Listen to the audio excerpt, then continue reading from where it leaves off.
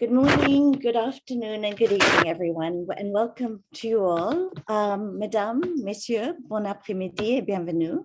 Thank you for joining us today. My name is Asma Latif, and I'm the Policy and Advocacy Lead at the SDG2 Advocacy Hub. And it's my pleasure to welcome you today to this Food Systems Dialogue, Developing a Call to Action, Small-Scale Farmers Policy Priorities. It's great to see so many faces joining us from around the world, and we look forward to hearing your insights and knowledge. Today's dialogue will be in English and in French. To access simultaneous interpretation, please pick your language through that globe-like icon on the lower right-hand side of your screen. We have an exciting group of speakers to kick off the dialogue, and to ensure that everyone can hear, please we will keep you muted. So please do feel free to use the chat to add your thoughts, to introduce yourself, to make any comments or we will also be polling during the course of the event, so please do engage in that poll. I'd like to start by thanking our partners, the World Farmers Organization, the Pan-African Farmers Organization, the East Africa Farmers Federation, and the International Institute for Sustainable Development for their engagement and support in organizing this important event. We're deeply aware that hunger has been rising every year since 2014. According to the Food and Agriculture Organization of the UN, climate change, conflict, economic shocks, and poverty and inequality are contributing to this reversal. And COVID-19 has exacerbated this trend. Small-scale farmers, you, are at the heart of local and regional food systems and hold the key to reducing hunger and food insecurity. But the challenges and issues you face in improving production practices and accessing markets have not received the attention and investment needed. Policymakers are either unsure of what to do to support you, or they lack the political will and are not held accountable. The right policies and targeted investments could unleash smallholder farmers' potential while addressing many challenges facing society, including improving diets, mitigating and adapting to climate change, and reducing poverty and inequality. This dialogue will inform the development of a new policy consensus and a call to action that aims to align stakeholders around a shared policy agenda, and will support policy advocacy at the national, regional, and global levels. The policy consensus would build on the outcomes of recent summits, global and regional processes, including at the Committee for World Food Security and the Malabo Declaration, and new research, including the Series 2030 analysis and the most recent CAADP Biennial Review.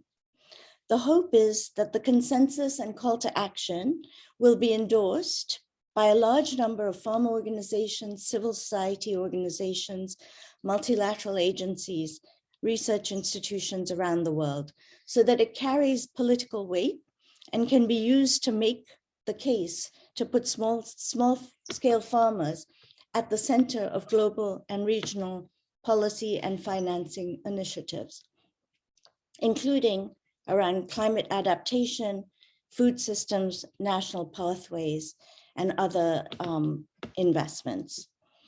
The format for today's dialogue is as follows. We will begin with three leaders of farmer organizations representing national, regional, continental, and global perspectives.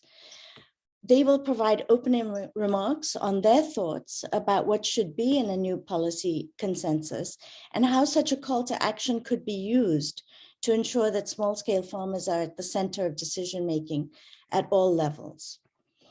Following these opening remarks,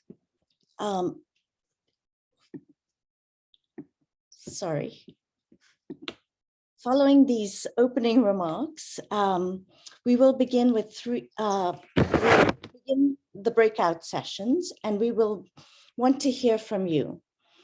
What are your challenges? What are your priorities? And what should be done in a new policy consensus call to action? And how could it be used to support your advocacy efforts? So, we will select breakout rooms by adding a number. You can click on your participant button and rename your name to the breakout session that you'd like to be in. And for French speakers, you'll be automatically put into the fourth breakout room. So at this point, I hope that's clear. So please just go into your participant name and rename yourself for the breakout session. The first will be on empowering the excluded, the second productivity issues at the farm level, and the third breakout room is on post-harvest loss, post-harvest and accessing markets. And then the final fourth breakout session is the French one.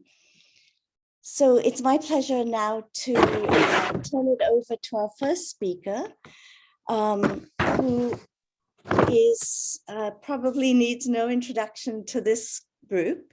Elizabeth Nisamadala is a Ugandan young agripreneur and smallholder farmer. She is president of the East Africa Farmers Federation and currently the director in charge of Women's Affairs and immediate past president at the Pan Africa Farmers Organization. Elizabeth's bio will be placed in the chat. Elizabeth, please go ahead. Thank you. Yeah, thank you so much, Asma. I hope I'm very audible. So distinguished excellencies, organizers of today's dialogue, the Farmers Dialogue, my fellow panelists, distinguished participants, ladies and gentlemen, first of all, I bring you greetings from the Eastern Africa Farmers Federation, the institution that I'm privileged to chair as the president, and kindly accept a virtual hug from the over 25 million smallholder farmers from 10 countries of Eastern Africa and the over 26 national level farmers organizations that are members of our federation. Before I proceed, I think it's with no doubt that we are all aware that farmers are the backbone of any food system. So without us as smallholder farmers, the food system cannot survive. It has to collapse. It's therefore imperative that as smallholder farmers, we play an integral role in making sure that we sustain it. We sustain the food system. So any discussion on food system without farmers at the center cannot make any headway. And as farmers, we have to make sure that we adapt to sustainable food production approaches. There are a number of them, including the agroecological farming practices. Lately, we've seen changes in regard to climate change. We need to make sure that we are as more resilient as possible. We have to adapt to new technologies where possible and applicable. But most importantly, we need to be incentivized for the production and also make sure that we are able to provide sufficient and nutritious foods to our population. Like you see us here as many partners coming together to have such a dialogue, we need to form the right partnerships with other important food ecosystem actors. And also make sure that we ensure that farmers have access to the right information, but also the requisite capacity that is needed to transform these food systems. And it's against this background and what has been alluded to by Asma already, that the different institutions, as you see us here today, the Eastern Africa Farmers Federation, the International Institute of Sustainable Development, the Pan Africa Farmers Organization, SDG2 Advocacy Hub, and World Farmers Organization came together to have a dialogue where we can have a consensus, a policy consensus, and come up with a one call for action. And why this? Why a one policy? Why a one call policy action? It's because we are aware that many farmers world over are closing down enterprises. I think we know this from the Eastern Africa region where I come from. Lately, we've seen bans on trade in the dairy sector, in poultry sector. We've seen conflict in terms of fishing on the Lake Victoria Lake. We've seen sugarcane prices dropping as low as a truck going for as low as $30. We've seen a number of other enterprises, prices dropping. And why? It's because the food system has been hijacked. We no longer have control as smallholder farmers. The oligopolistic players have hijacked our system. And it's because for a long time, they've been trying, to consolidate themselves and consolidate their businesses. This is not something that has happened as a one-off. They've been slowly, doing this and making sure that they lock out us as farmers from the marketplace. And this has been done through introduction of policies and regulations where we have no control as farmers organizations. When it comes to access to financing, we are always risked as high profile risk. So with this risking, again, we cannot have access to affordable credit. When you look at the information highway, it has become more asymmetrical. And every day, the farmer in whatever sector is always being branded as high risk. So the question is this the type of food system that we want as smallholder farmers? A system which is dominated by a few individuals, the multinationals? So as we transform the food systems, as we discuss a one call for action, we need to really look at a food system that is farmer-led and which calls for total revolutionization. For the last 2 years and so, we've had dialogues at different levels, at national, regional, continental, and global level. And I know majority of you have been part and parcel of these dialogues. And as Eastern Africa Farmers Federation, we were privileged to lead the dialogues in the Eastern Africa region. And we also encouraged our members to take lead in the national dialogues. And a number of issues came up through these dialogues. And of course, through the common position, a number of them were also presented to the Food System Summit, both at the pre-summit in Rome, but also at the summit, which was held virtually. And what came out very prominent are the agriculture trade policies, the access to quality inputs and the different means of production to make sure that we ensure sustainable and innovative food systems, the resilience and the levers to promote productivity in the face of the pandemic and like COVID-19, but also other pandemics. Climate change, of course, and other shocks that have been predominant lately were also very key, and they stood out, predominantly, but also the land tenure system. As we speak now, we know that 60% of the arable land still exists in Africa. But we have challenges to do with our land tenure system, the access to land by especially the women and our youth, issues to do with agriculture financing, inclusion of the disadvantaged genders, research and innovation, among others. So having highlighted all those challenges as farmers, as smallholder farmers and as leaders of smallholder farmers, we have a very huge role to play in terms of transforming the food systems. But not only we as farmers, but even other actors. When it comes to government, we need to see policies that are farmer-facing. We need to see promotion of sustainable production being implemented at different levels. The private sector also has a role to play in terms of adoption of sustainable practices in the commercial ventures to ensure that we conserve our water, we conserve our soils, our natural habitats, and most especially reward those that demonstrate this. And who are the smallholder farmers? The consumers, we've seen an increase in demand for healthy diets.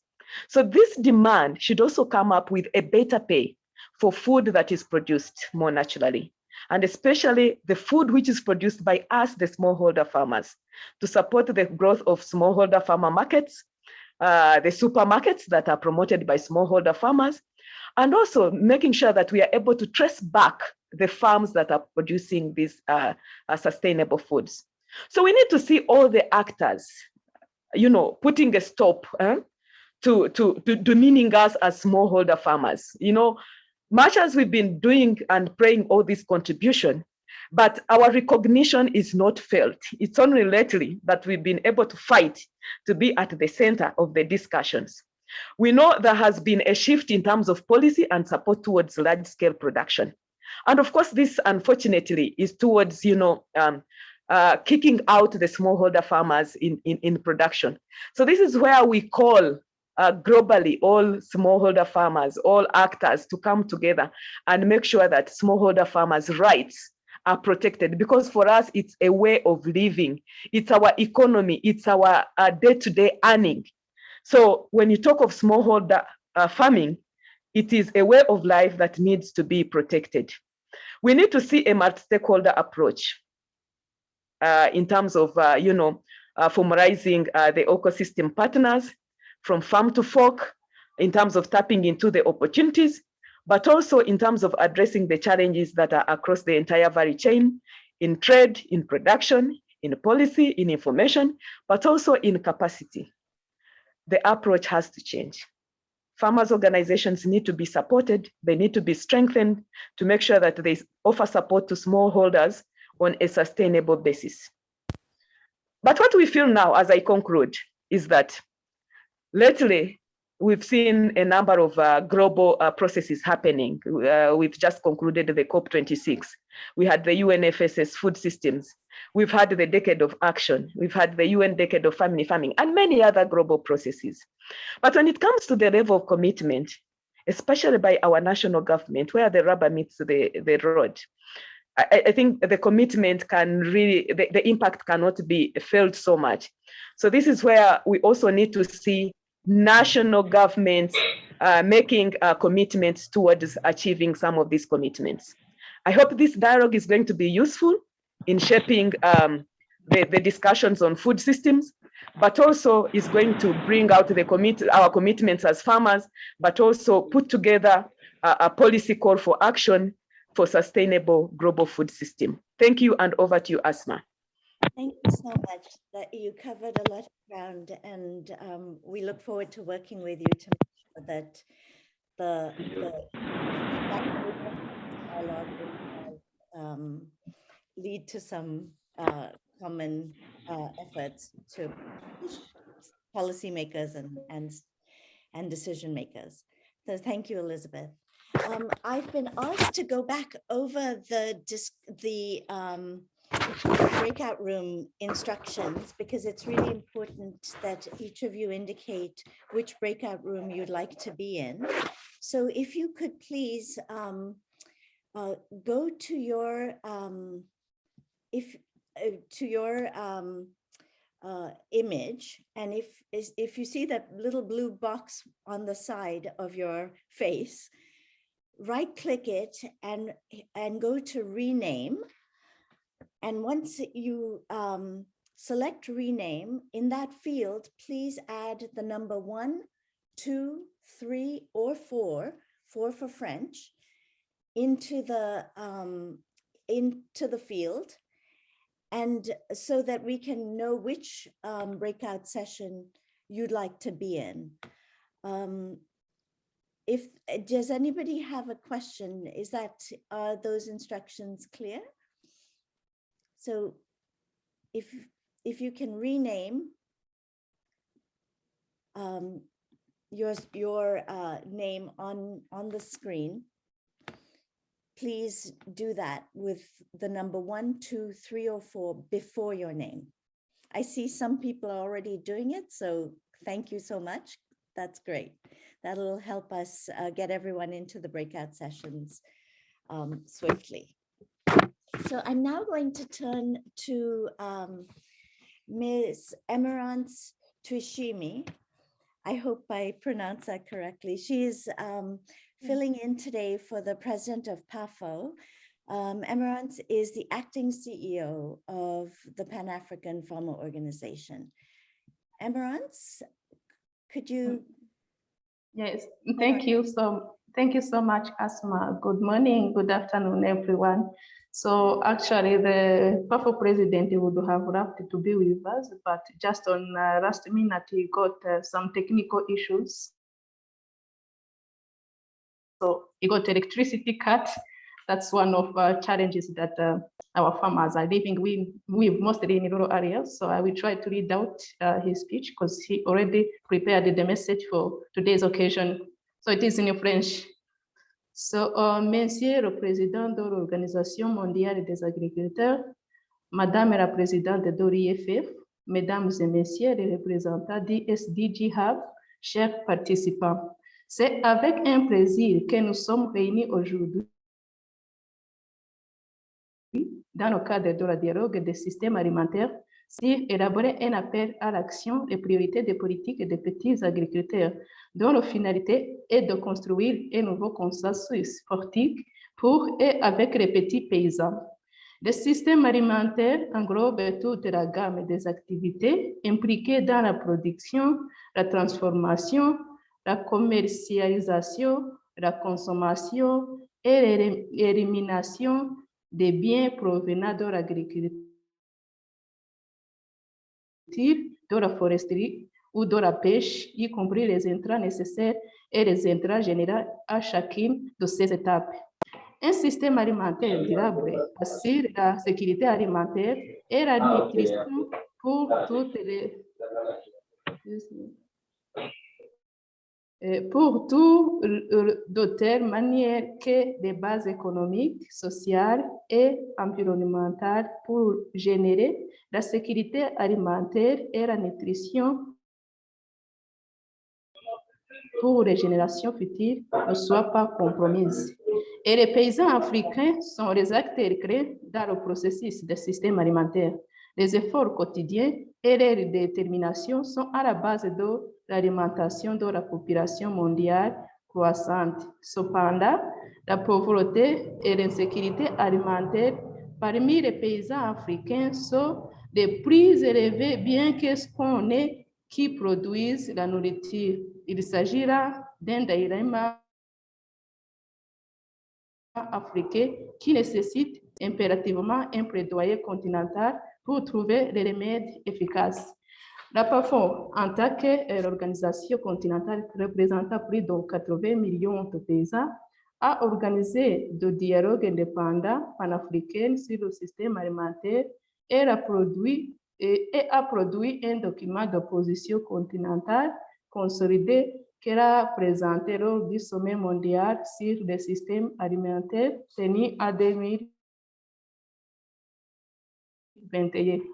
En tant que les agriculteurs africains, il y a les principaux problèmes qui contribuent encore à l'inefficacité des systèmes alimentaires africains ont été relevés pendant les paysans lors de ce dialogue. Il s'agit notamment de nombre limité de demandes accès sur la recherche et le développement agricole, reconnaissance et capacité limitée des producteurs, des négociants et des consommateurs en matière de qualité et de sécurité sanitaire des aliments. L'utilisation d'intrants agricoles reste faible, couplée à la mauvaise utilisation des engrais conformément aux normes requises reste également un défi. Une faible productivité qui entraîne les coûts de production élevés qui se reflètent dans les prix élevés des denrées alimentaires. Les régimes fonciers est encore un sous-régime traditionnel dans certains pays africains, ce qui limite les paysans à utiliser la terre comme garantie et à investir dans les cultures à long terme. L'implication limitée des jeunes dans l'agriculture, le manque d'accès aux services financiers, infrastructures de marché inadaptées ou manquantes, par exemple les routes, les débouchés, unités de stockage, chaînes de froid, électrification, zones de consolidation, distributeurs au détail, etc. L'intégration des producteurs agricoles en tant qu'acteurs importants dans les chaînes de valeur est encore faible et cela affecte le développement et la performance de l'ensemble du secteur. Le manque d'accès à des informations de qualité et adorables, essentielles pour l'agriculture et le système alimentaire. Les données comprennent les projections météorologiques, les intrants agricoles, la demande du marché, et les prix de marché, la cartographie des sols, les taux d'assurance et de financement, l'accès limité aux solutions techniques, les défis négatifs du changement climatique et les chocs environnementaux sur l'agriculture. Après les défis, il y a ce qu'on voit comme les priorités pour les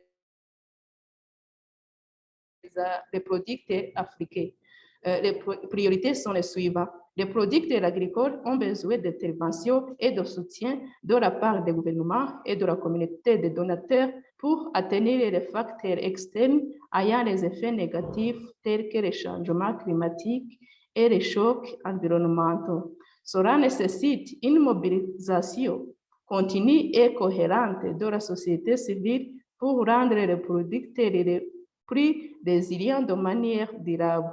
Il est nécessaire de doubler la productivité agricole et les revenus des petits producteurs alimentaires, en particulier les femmes, les jeunes, les paysans familiaux, les éleveurs et les pêcheurs, grâce à un accès sûr et égal à la terre, aux intra-ressources productives et aux connaissances, aux services financiers, aux marchés et aux opportunités de valeur ajoutée et d'emploi nos agricoles. En tant que plateforme continentale d'organisation paysanne en Afrique, portant la voix de dizaines de millions d'agriculteurs, nous estimons qu'un système alimentaire fonctionne bien lorsque les variables suivantes sont en place. Première, la nourriture est accessible, inclusive et suffisante. La nourriture est saine, nutritive, sûre et équilibrée. La nourriture est produite de manière écologique et respectueuse de l'environnement. Les opérations tout au long de la chaîne de valeur alimentaire sont durables. La nourriture est diversifiée des cultures, du bétail et du poisson. La nourriture en surplus pour les besoins de la famille est vendue au marché et au juste prix. Ce qu'on a comme recommandation à donner, c'est que ici, du dialogue panafricain sur le système alimentaire, et il y a des recommandations qui ont déjà donné. La première, c'est faire le plaidoyer pour le régime foncier et les droits fonciers pour l'intégration des femmes et des jeunes dans l'accessibilité foncière pour la motivation à l'investissement.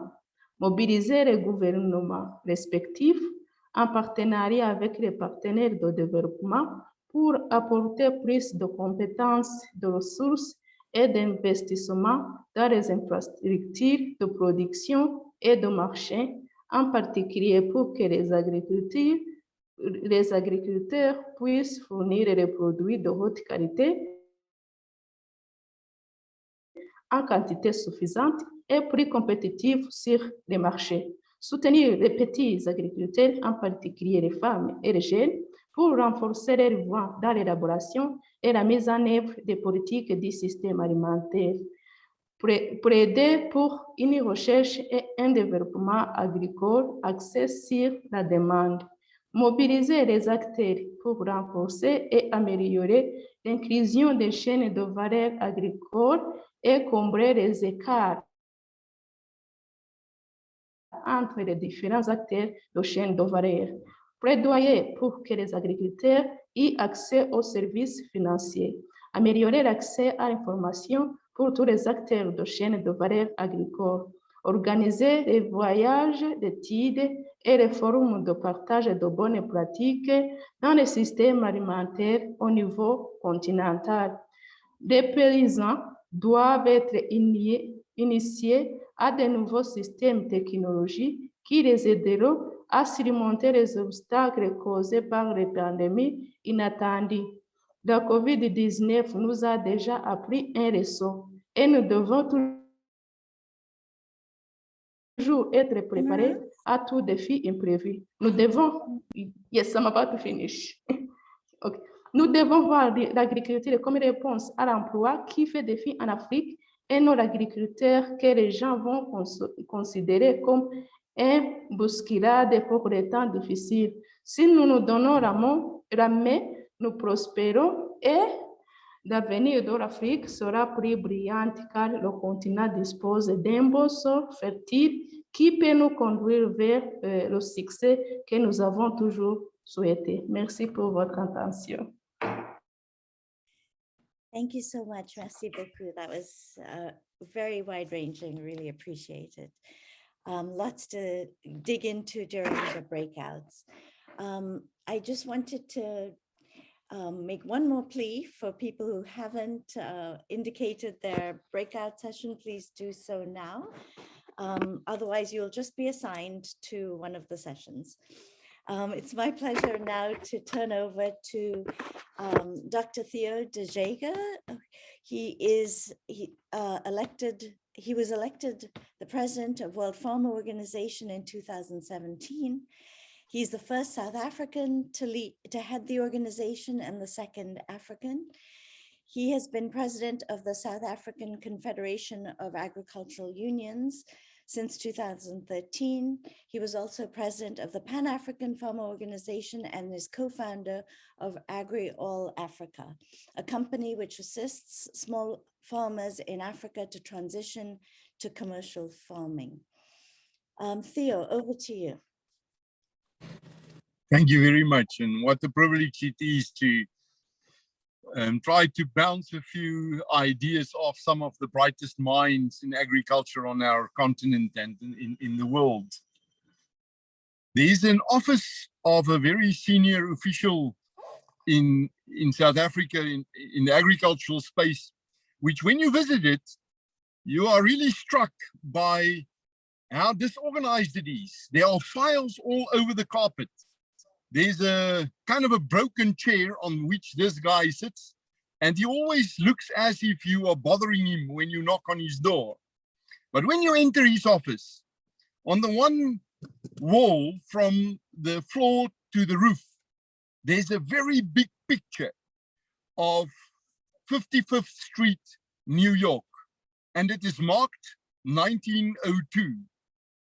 And this picture is of horses and cartridges as far as you can see down that street.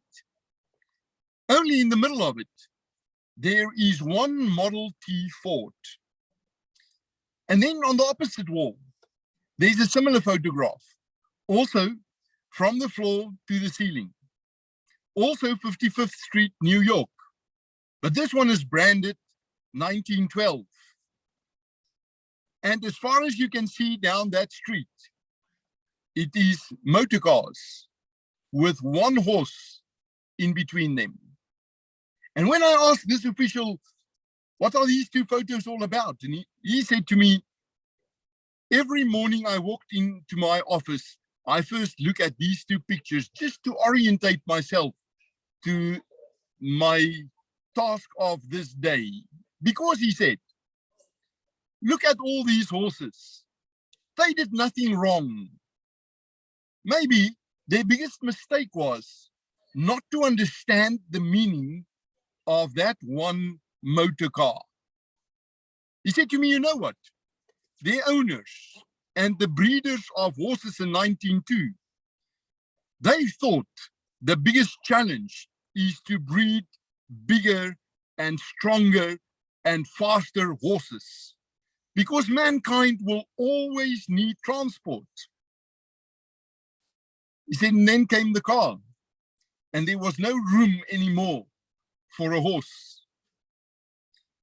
Now, when we talk about smallholder farming today, I want to bring this picture into play and say, if we do not take notice of the car between the horses, We will not understand what happened to us when we look back a generation or two from now and wonder what happened to this paradigm of agriculture. And this car, in farmers' language, is actually technology. It is about digitalization. It is about the mechanization of smallholder agriculture and the commercialization of it, the modernization of smallholder agriculture. Because there are two approaches to smallholder agriculture on our continent, and these two approaches prevail in every single one of our countries. There are those who say that we must work hard to promote and protect and preserve smallholder agriculture. And there are those who say we must change it to enhance the business efficiency of it. Because agriculture is a business, and the business must make profits. If there's no profits, it is not sustainable. It's a welfare case. And frankly, we have too many welfare cases in smallholder agriculture. There are so many tools to do it. We do not need to start from zero. We can simply learn from the successes elsewhere in the world, Southeast Asia, Latin America, and many of our own countries on the African continent. And although there are many tools, I want to highlight two of them. The first is the cooperative. The cooperative is a tool to aggregate the economy of scale. Most of our smallholders are not bankable. It costs a bank more to service our farmers than what they can make profit from that service. And therefore, the banks simply don't go there. Many of our smallholder farmers cannot take out crop insurance to protect their harvests. Most of them cannot afford a tractor or an implement. But 50 of them together, clustered in a cooperative, is a bankable entity, is an insurable entity. 50 farmers who cluster together and use the tractor as the glue to keep them together in a cooperative, they can buy the tractor, and that tractor can service all of them. In 2015, while I was still with the Pan-African Farmers Organization, that is actually the school where I cut my teeth, I attended a conference at the School of Monetary Sciences in Nairobi. And even if I live to be 200 years old, I will not forget that day when we discussed cooperatives. And one of the professors from the School of Monetary Sciences said to me after my intervention, he said, Theo, you make it sound as if a cooperative is a magic wand to solve all the problems of smallholder farming. And before I could respond, the previous president of Tanzania, Kikwete, stood up and he said, it's exactly what it is. A cooperative is a magic wand in the hands of smallholders because it empowers you to do everything which you cannot do on your own. It is the gateway to the commercialization and the modernization of agriculture. But secondly, there's also the partnership-driven model of farmer development. Partnerships between smallholders and medium-scale growers, between smallholders and enterprises who are well established in the value chains. Usually, it takes 3 generations for a farmer to grow from a smallholder to a profitable, wealthy farmer. And it does not need to take 3 generations if you can skip one or two of those by piggybacking on those well-established farmers who are dominant in value chains. And I've seen this model in Tanzania in the avocado industry, in Mozambique in the macadamia industry, in the grain especially the wheat and the maize industries in Zambia, where smallholders partner up with bigger farmers, having access then to all the other inputs which they usually struggle to get their hands on, literally from financing and insurance to improved seeds and mechanization. Most of all, it would be a very sad day if 20 years from now, our children look back and say, where did we miss the track? Where did we go astray in creating wealth through agriculture? Because there's only one way to beat poverty, and that is through the creation of wealth. We can never allow big monopolies, big businesses to enter onto the smallholder farms and take away the livelihoods of the millions of small entrepreneurs which earn a living from the soils on our continent. But in the process of trying to stop that, we must, with a strategic plan, work towards wealth creation on those pieces of land of which we are the custodians at this stage. So my call is a call for modernization of this paradigm. It is a call for the digitalization, measurable production. Another word for that is precision farming in smallholder agriculture. It is a call for the commercialization through proper linkages to markets. This is the only way we can ensure that our farms remain profitable. And if it's not profitable, it is simply not sustainable. Thank you. Thank you very much for that very strong send-off now to our breakout rooms. You've given us, again, a lot to think about. The three speakers have really set us up well for the breakout sessions. For those who've indicated which breakout they want to be in, please, you will be rerouted to that breakout room. For the rest, you will be assigned to a breakout room. Hopefully you'll be happy where you are. Please do go and have productive discussions. There'll be a facilitator and a note taker in each breakout room, and a chance to introduce yourselves there, and a set of questions to go through. And then we'll all meet back here in a little under an hour, because we're, as usual, going a little bit longer. So have a productive discussion, and we'll see you back at the other end for report backs. Thank you.